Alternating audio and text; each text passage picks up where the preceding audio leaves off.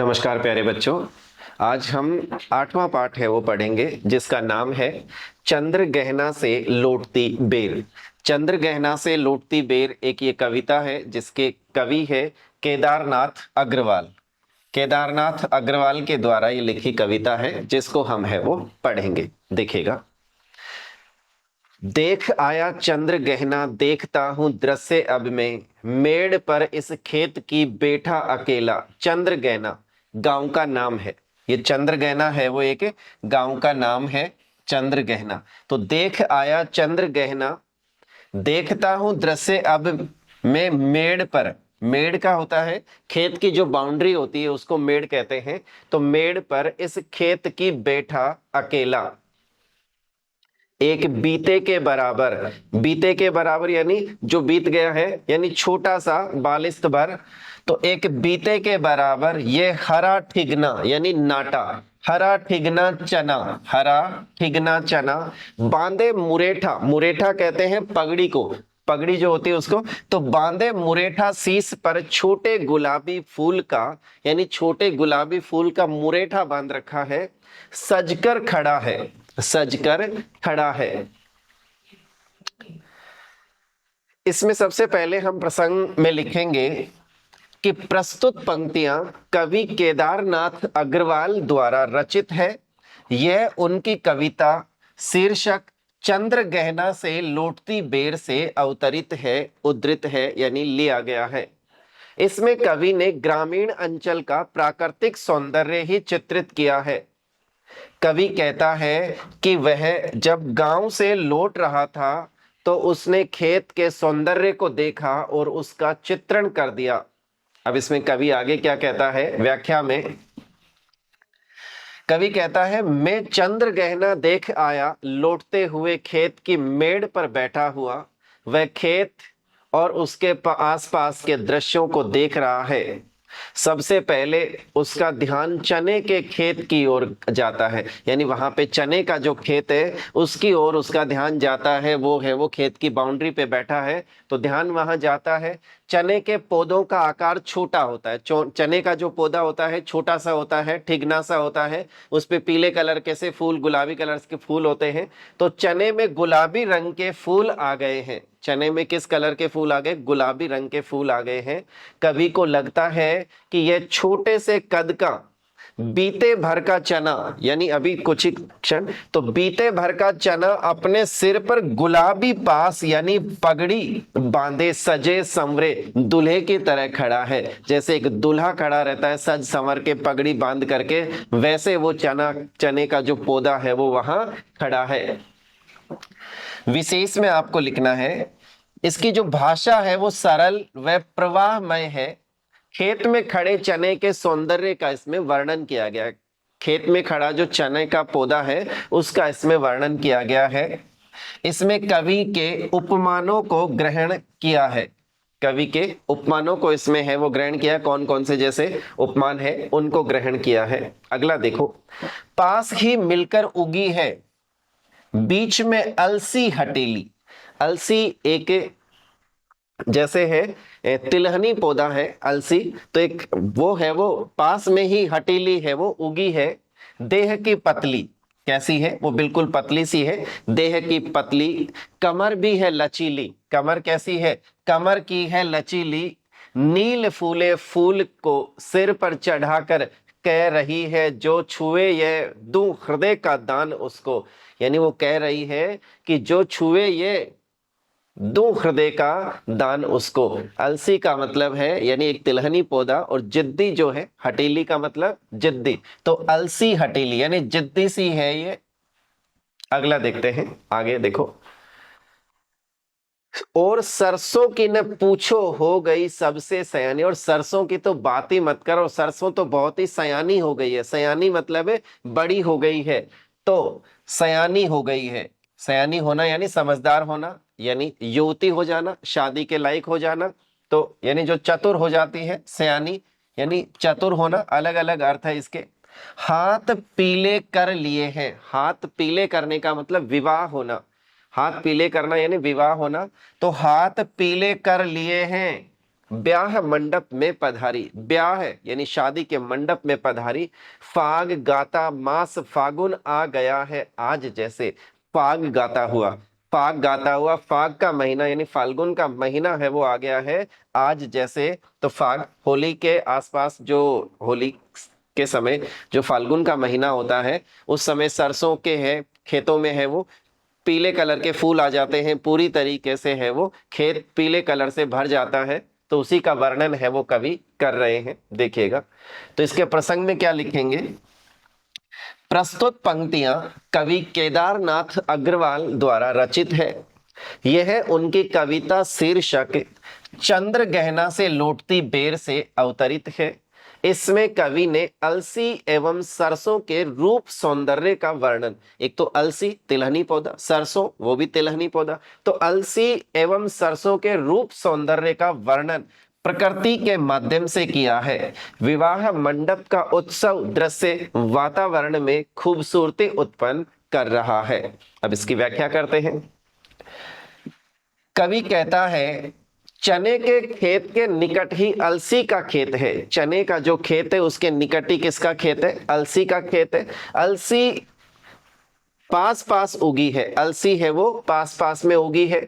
अलसी का पौधा दुबला पतला और लचीला होता है, इसलिए हवा से हिलता डुलता रहता है। उसके सिर पर कुछ बड़े गोल आकार की डोंडियां होती है जो फूलती है और उन्हीं में बीज बनता है। अलसी का फूल नीले रंग का होता है। अलसी का जो फूल होता है नीले रंग का होता है, जैसे चने का फूल गुलाबी रंग का होता है वैसे ही।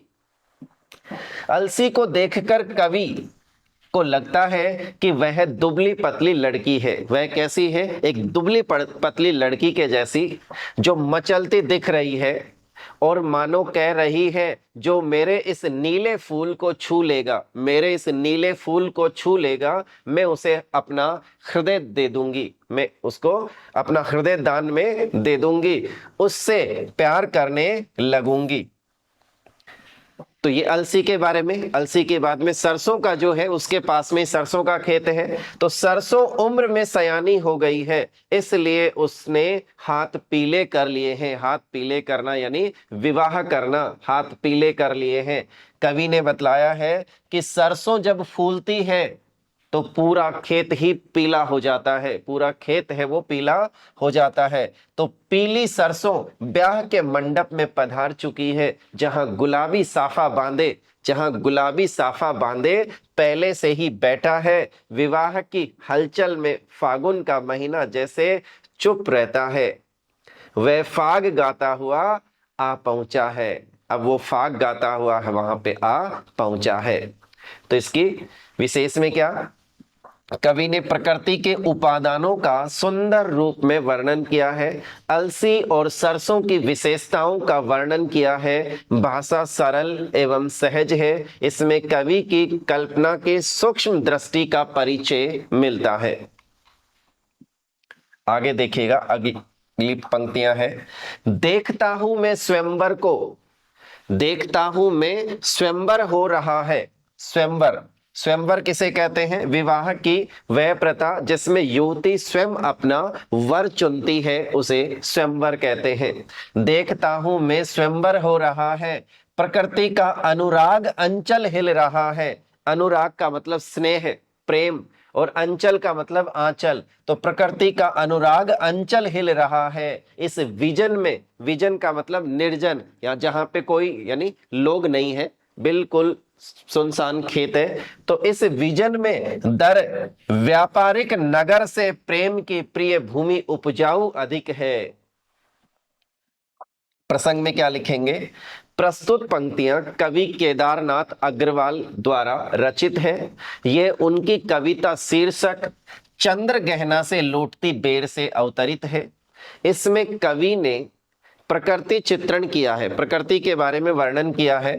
प्रकृति मां के रूप में गांव को प्रेम प्रदान करती है। प्रकृति मां के रूप में गांव को क्या प्रदान करती है, प्रेम प्रदान करती है। व्याख्या, कवि कहता है पूरे दृश्य को देखकर ऐसा लगता है जैसे स्वयंवर हो रहा है। यानी वहां पूरे दृश्य को, क्योंकि पहले किसका वर्णन किया, चने के खेत का, चना है वो मुरेठा पगड़ी बांध करके है वो वहां पे सज धज के खड़ा है। पास में है वो अलसी हटीली खड़ी है। सरसों विवाह मंडप में पधारी है। तो ये ऐसे लग रहा है कि जैसे स्वयंवर हो रहा है। यह सरसों का स्वयंवर हो रहा है। जैसे माँ विवाह मंडप में कन्या के ऊपर स्नेह भरे आंचल की छाह करती है, वैसे ही यहाँ प्रकृति माँ की भूमिका निभा रही है। प्रकृति किसकी भूमिका निभा रही है? माँ की भूमिका निभा रही है। प्रकृति का अनुराग भरा आंचल हिल रहा है। प्रकृति का जो अनुराग प्रेम भरा जो अंचल है वो हिल रहा है।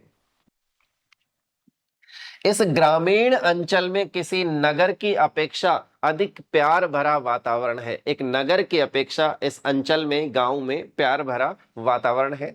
नगर तो व्यावसायिक हो गए हैं। व्यावसायिक नगरों में प्यार कम उपजता है। ग्रामीण अंचल की भूमि प्रेम प्यार के लिए अधिक उपजाऊ है। जैसे कि इस निर्जन अंचल में भी प्रकृति के चप्पे चप्पे में प्यार दिखाई पड़ रहा है। प्रकृति के चप्पे चप्पे में प्यार दिखाई पड़ रहा है। विशेष में क्या लिखेंगे? कवि ने प्रकृति चित्रण किया है। उसने प्रकृति को माँ के रूप में चित्रित किया है। माँ का प्यार पवित्र है, यही कवि दर्शाना चाहता है। भाषा सरल एवं सहज है। अगली पंक्तियां देखते हैं। और पैरों के तले है एक पोखर। और पैरों के तले है एक पोखर, उठ रही इसमें लहरियां। नील तल में तो उगी है घास भूरी, ले रही वह भी लहरियां।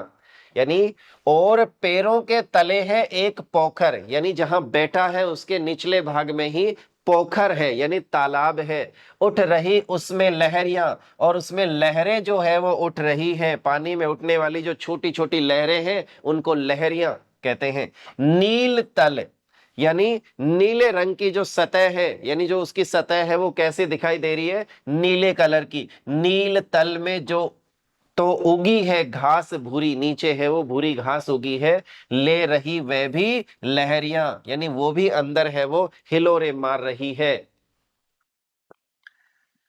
एक चांदी का बड़ा सा गोल खंबा। एक चांदी का बड़ा सा गोल खंबा, यानी पानी में चंद्रमा की जो परछाई या प्रतिबिंब दिखता है तो ऐसे लग रहा है कि जैसे चांदी का बड़ा सा गोल खंबा है।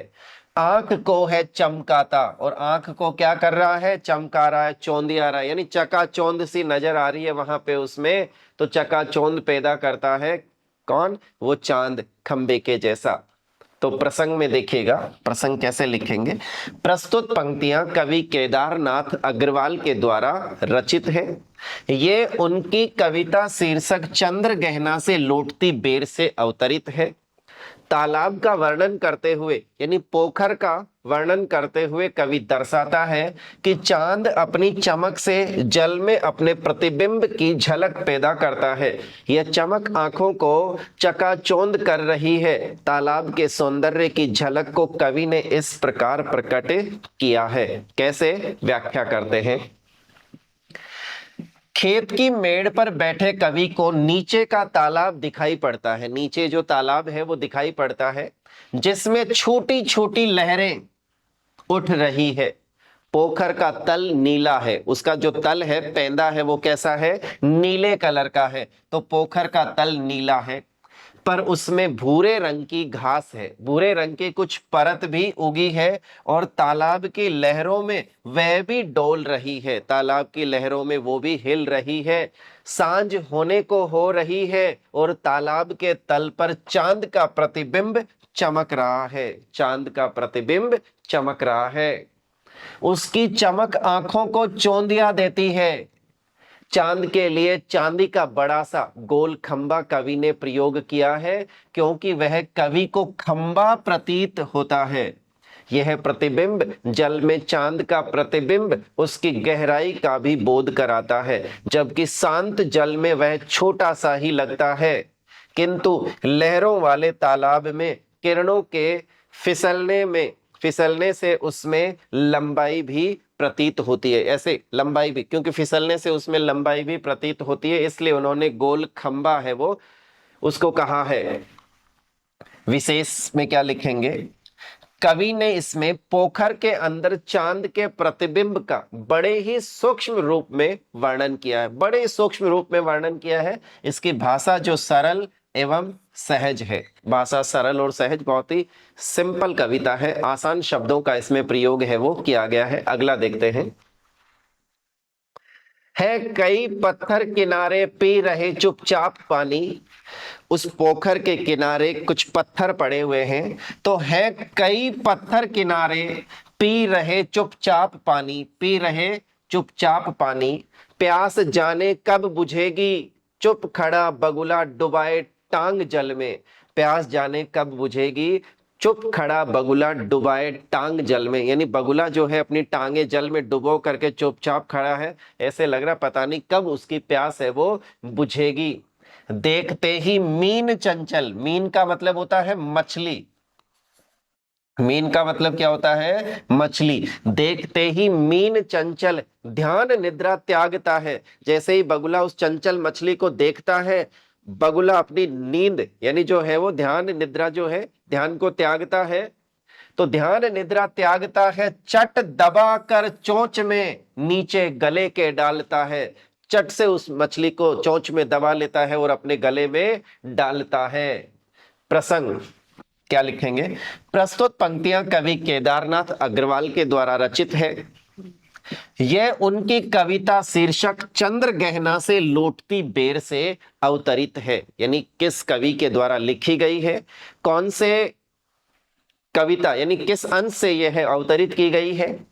इसमें कवि ने तालाब के दृश्य का ही वर्णन किया है, तालाब के दृश्य का इसमें वर्णन किया है। और इसमें कवि क्या कहता है, व्याख्या में देखते हैं।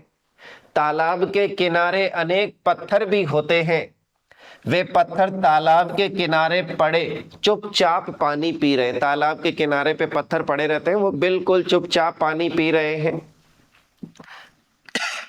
कब से? वर्षों से, शायद जब से यह तालाब बना है तब से। कवि कहता है कि न जाने उनकी प्यास न जाने कब बुझेगी, न जाने उनकी ये प्यास कब बुझेगी। कठोर पत्थर जो ठहरे वे पानी के निकट रहकर भी तृप्त कहाँ होते हैं, यानी कठोर है इसलिए पानी के निकट रहते हुए भी वो तृप्त कहाँ होते हैं। एक बगुला, एक बगुला जो पानी में टांग डुबो ध्यान मग्न हुआ, ध्यान मग्न हुआ सा खड़ा है, यानी कि ध्यान मग्न सचेत तो है, ध्यान मग्न सचेत तो है, परंतु देखने वाले को ऐसा लगता है जैसे सो रहा है, देखने वाले को ऐसा लगता है जैसे सो रहा है। पर जो ही उसे कोई चंचल मछली दिखाई पड़ती है, वह उसे तत्काल लपक कर गटक लेता है, तत्काल लपक कर उसको गटक लेता है। विशेष में क्या लिखेंगे? भाषा सरल एवं सहज है, इसमें प्रकृति चित्रण भी सुंदर है, साथ ही बगुले के व्यवहार को, बगुले का कैसा व्यवहार होता है तो बगुले के व्यवहार को बतलाया गया है। इसमें कवि की कल्पना देखते ही बनती है, इसमें कवि ने है वो कि जो कल्पना है वो देखते ही बनती है। आगे देखते हैं। एक काले माथ वाली चतुर चिड़िया, एक काले सर वाली, काले माथे वाली, तो एक काले माथ वाली चतुर चिड़िया श्वेत पंखों के झपाटे मार फौरन टूट पड़ती है भरे जल के हृदय पर। श्वेत पंख, श्वेत यानी सफेद उजला, तो श्वेत जो पंख है उसके झपाटे मार फौरन टूट पड़ती है भरे जल के हृदय पर। एक उजली चटुल मछली चोंच पीली में दबाकर दूर उड़ती है गगन में, गगन का मतलब आकाश होता है, तो चोंच में दबाकर आकाश में उड़ जाती है। प्रसंग में देखिएगा क्या है। प्रस्तुत पंक्तियां कवि केदारनाथ अग्रवाल के द्वारा रचित है। ये हम बार बार है वो व्याख्या में, तो हमें किसी भी कोई भी व्याख्या आ जाती है तो इसी तरीके से वर्णन है वो करना है। सॉरी। यह उनकी कविता शीर्षक चंद्र गहना से लौटती बेर, चंद्र गहना से लौटती बेर से अवतरित है। इसमें कवि ने चिड़िया का वर्णन किया है। कैसे? व्याख्या में, एक कवि माथे वाली चालाक चिड़िया भी अपने सफेद पंख फैलाकर तालाब की सतह पर झपट कर पानी के भीतर से एक उजली श्वेत मछली को चोंच में दबाकर ले जाती है। विशेष में क्या लिखेंगे? इसमें कवि ने चिड़िया के माध्यम से कटाक्ष किया है। एक चिड़िया के माध्यम से कटाक्ष किया है, उसे कवि ने शोषण करने वाले के रूप में बताया है। उसमें कवि ने शोषण करने वाले के रूप में बताया है। मछली को आम आदमी का प्रतीक बताया है। मछली को आम आदमी का प्रतीक बताया है, जिसे हर कोई अपना शिकार बनाना चाहता है। इसकी भाषा